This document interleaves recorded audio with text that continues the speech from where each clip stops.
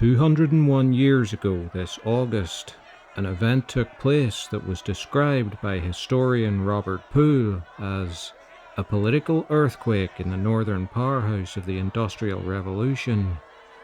The Peterloo Massacre at St. Peter's Field in Manchester on the 16th of August 1819 occurred when cavalry charged into a crowd of 60,000 protesters who had gathered to demand the reform of parliamentary representation. Whilst history rightly celebrates the suffragette movement's success in gaining votes for women 100 years later, the Peterloo Massacre ushered in the beginning of the end for an electoral inequity that was every bit as egregious.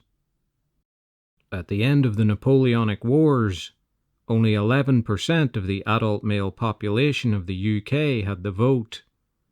Suffrage was held by the landowning class, or by people who could easily be influenced by them, in so-called rotten boroughs. Just a few voters elected members of Parliament.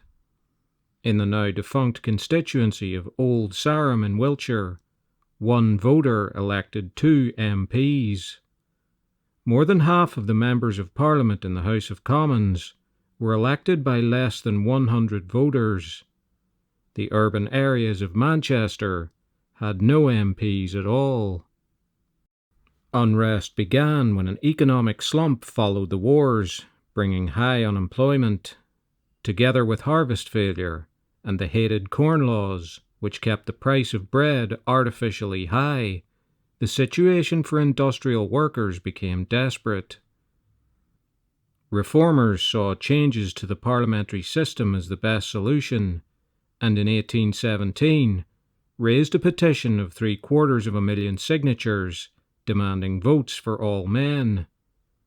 Not surprisingly, the petition was flatly rejected by Parliament. A further slump in 1819 led more radical reformers to advocate mass protest in an attempt to force the government to back down. The deprived North West answered the call in particular numbers, and the Manchester Patriotic Union organised a mass rally in August 1819 to be addressed by the well-known radical orator Henry Hunt. Previous meetings earlier that year had passed off without incident, but as numbers in attendance grew and the movement spread across the country, the government of the day became alarmed. Local magistrates, who in those days wielded immense power on behalf of central government, had informed the authorities that momentum was growing towards a general uprising. In return, the government made clear that should magistrates decide to use force to break up the gatherings, they would be indemnified by Parliament. Government spies had also intercepted communications between the reformers, which further convinced them that an armed uprising was in the works.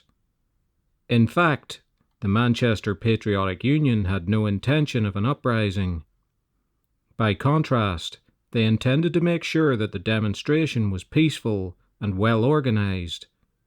Unfortunately, their preparations, which involved drilling groups of demonstrators in how the gathering would be organised, were misinterpreted by government informers, who reported that the reformers were preparing for a military conflict.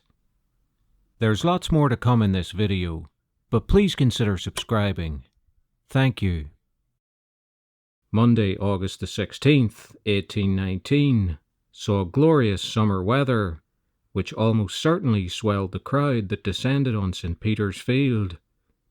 The Manchester magistrates resolved to take a wait-and-see approach to events, and gathered to observe the demonstration at a house that overlooked the southeastern corner of the field. As insurance against a riot, or even rebellion, they had arranged for well over 1,000 regular troops and local militia to be deployed in the area.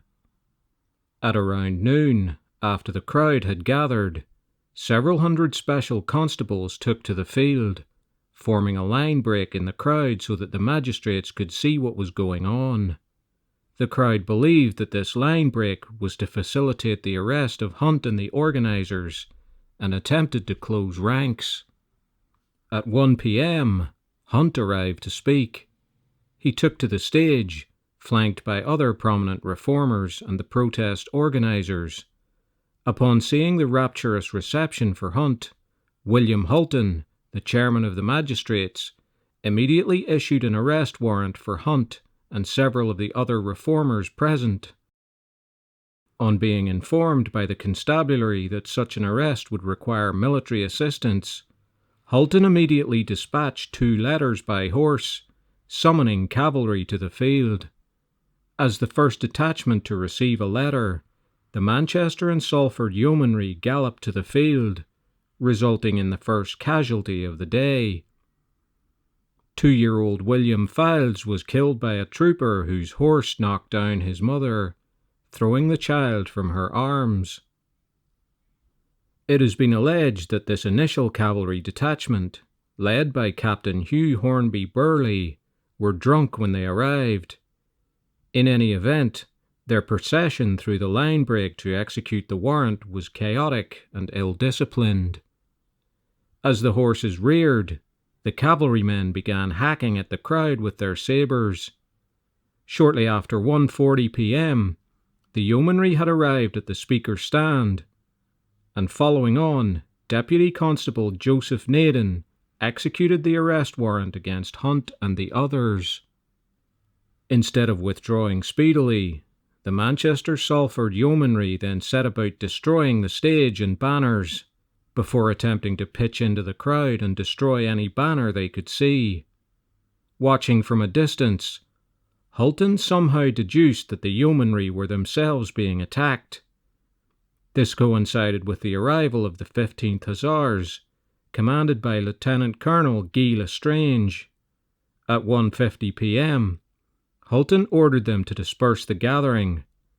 Forming a line on the eastern edge of the field, they charged the crowd, sabres drawn.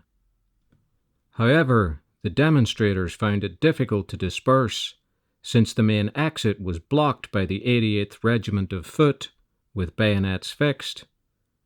With the Manchester and Salford yeomanry out of control, carnage ensued.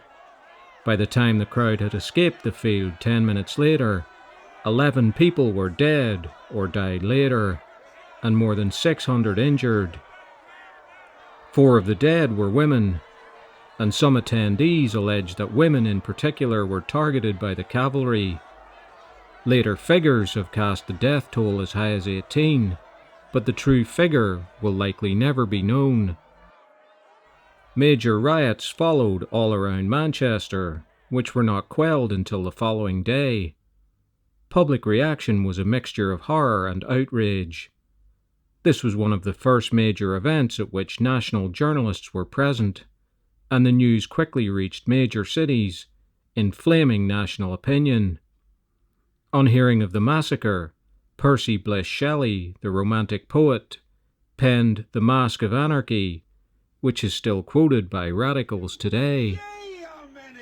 But Shelley's poem, like the journalism accompanying it, was immediately suppressed in a nationwide crackdown by the reactionary Parliament.